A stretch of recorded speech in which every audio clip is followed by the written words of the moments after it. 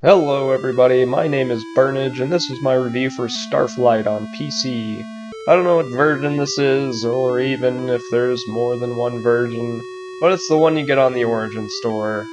Starflight is basically 2D No Man's Sky made in the 80s. You start out in a space station with the objective to discover new habitable planets because solar flares keep happening towards the core of the universe, wiping out all life in their solar systems. You have to get away from it before it wipes out your whole race. Before you can get to exploring, you have to outfit your ship and recruit a crew to pilot it. You can buy cargo pods and different tiers of engines to increase your fuel efficiency, armor to soak up incoming damage, shielding to soak up more incoming damage, missiles for a long-ranged attack, and lasers for a short-ranged attack. Shielding and armor are basically the same, except shields recharge and armor will just slowly degrade to a lower class as it takes damage. Your ship already starts with Class 1 engines, and that's all you really need to be flight-worthy. Recruiting members is free, but training their skills costs money. Every race has different starting stats and maximums, so some races are better at some skills than other races. Each race also has a different learning speed and durability, making some more expensive to train and some that are easier to kill. Humans are good all around, but excel at science, which is needed to examine planets from orbit. If your science is too low, you won't be able to see all the details, which makes it impossible to tell if a planet can be recommended for colonization. Also, if you can't tell how strong the gravity is, you could end up being crushed trying to land on a planet with really high gravity. The Velox are cocky bug aliens that excel in navigation and engineering. If your navigation isn't high enough, you won't be able to see flux gates, which are like little fast travel portals between 2 points. This can be problematic because you can still go through them even if you can't see them, and that's a good way to get yourself lost. Your engineer just repairs the ship. The better his skill, the faster they repair. The Thrin are a race of cunning lizard people that excel at communication. Communication is needed to, well, communicate. If your communication is low, when you run into other aliens, their dialogue will just look like gibberish. The higher skill in communication, the less gibberish there will be. Every race keeps all of its speech quirks after translation, though. I guess the communicators just really like to get into their jobs. Communication might just be the most important skill in the game, because it's how you're going to get all your information for deciphering exactly what you need to do to save the universe and beat the game. The Eloin are a fragile race of plant people that excel in communication and medicine. Medicine is for healing your crew, and the higher skill, the faster they heal them. Lastly, of the recruitable races is the androids, also referred to as the mechans. These guys are very durable and have high starting skills, but can't be trained, so they're really only useful at the start of the game. Keep in mind that the Eloin and the Thrin hate each other, which can lead to some communication complications. The Thrin won't talk to you if you have an Eloin on your ship, and the Eloin will straight up attack you if you have a Thrin on your ship. So you can either go with a human communications expert that just won't be as good as either the Thrin or the Eloin, or you can switch between Thrin and Eloin to talk to their respective races. There are a few other races, but you can't recruit them, so I'm just going to keep them a secret so you can find out for yourself if you play the game. And that pretty much covers up the setup.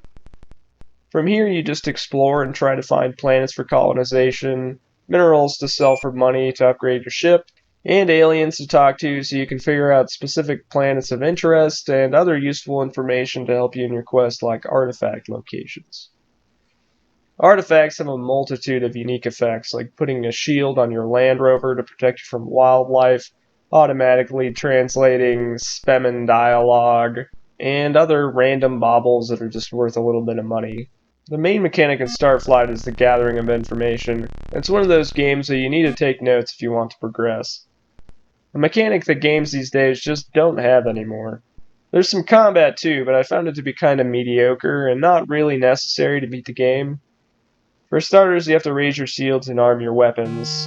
If you leave them up, you'll use a lot more fuel. Also, you'll end up looking hostile to aliens you might want to talk to. So most combats are going to start out just getting shot while you maneuver the menus to raise your shields and arm your weapons. And then you can enter combat mode, where you can start to move and shoot. Missiles are long-range weapons that do more damage than lasers, but are also easy to dodge.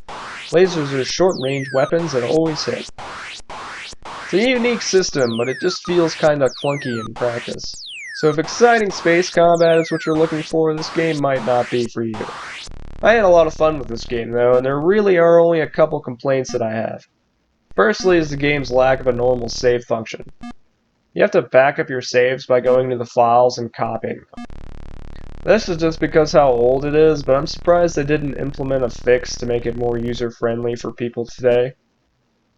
If you're not very computer savvy, this could be a bit of a problem for you, but once you get it figured out, it really isn't all that hard. You just need to find the location of your Starflight files, and then drag the folder titled Play to your desktop. This will create a copy of the folder that contains your save.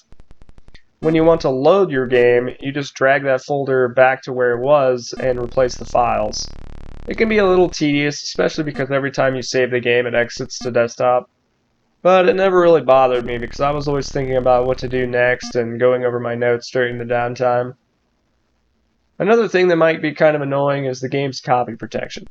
Every time you leave the starport, you have to put in a code, which you find from a program that comes with the game. I personally just kept a web page with the same thing open on my phone, and it really wasn't a big deal.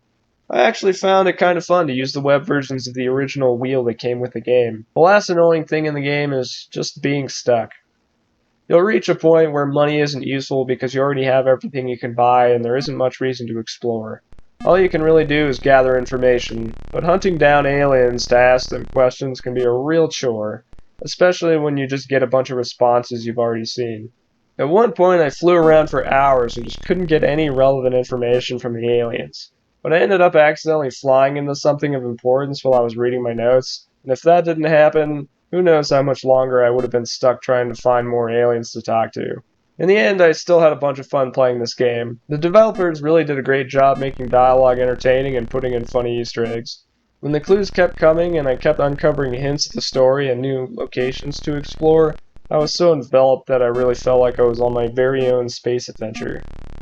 I recommend this game to anyone who likes the style of information gathering like in Ultima series. Let me know what you think of Starflight in the comments. Like and subscribe to appease your spemmin' masters, and I'll see you in the next video.